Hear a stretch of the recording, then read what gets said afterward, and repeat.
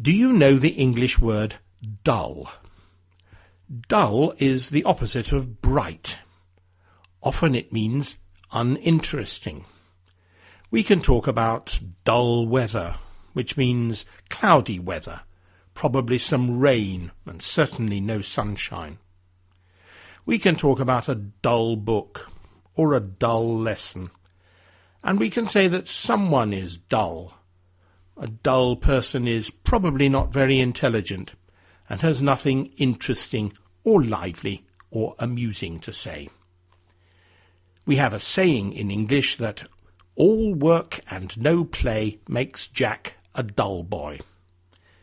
Do you know someone who works all the time and never relaxes and never goes out to enjoy themselves? And I am sure that you know the word boring. It means unexciting and uninteresting. It is a favourite word of English teenagers. If their parents suggest something to them, like, "Shall we all go to the cinema tonight?" the teenager will probably reply, "Boring," because when you're 15 years old, any activity involving your parents is boring. There is a village in Scotland called Dull. It is very small, with only a single row of houses.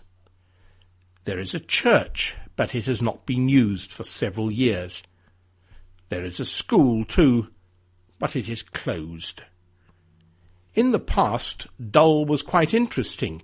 It was an early Christian settlement, and there was an abbey where the church now stands. But nothing interesting seems to have happened in Dull for several hundred years, and today Dull seems to be a very dull place indeed. Elizabeth Dayton lives in Dull.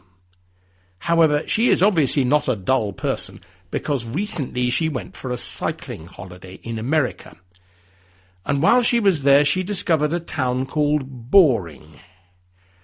Boring is in Oregon, in the northwest of the United States. The northwest of the United States is a bit like Scotland.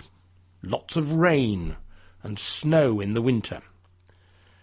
Boring has about 12,000 inhabitants, which means that it's quite a bit bigger than Dull. But is it any more interesting? It has a timber mill and a place where they train guide dogs for blind people. But the railway line closed years ago, and I guess that many of the inhabitants of Boring commute to work every day to the city of Portland, which is not far away.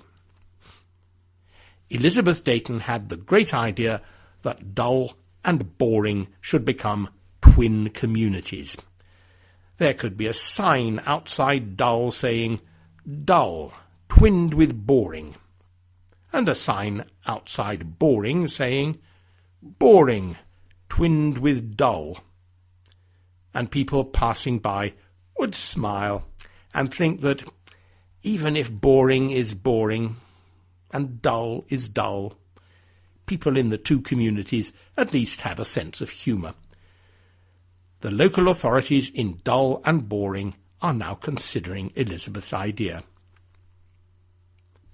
Now, I don't want to spoil a good story for you, but I have to point out that Dull is not called Dull because it is a dull place.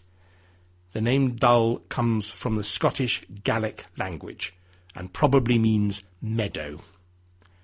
And Boring is named after an old soldier from the American Civil War who was called William H. Boring. After the war, he settled in Oregon and lived there until he died in 1932. Because William Boring lived nearby and was one of the leading citizens of the place, it was natural for the railway company and later the US Post Office to call the settlement Boring in his honour. Goodbye.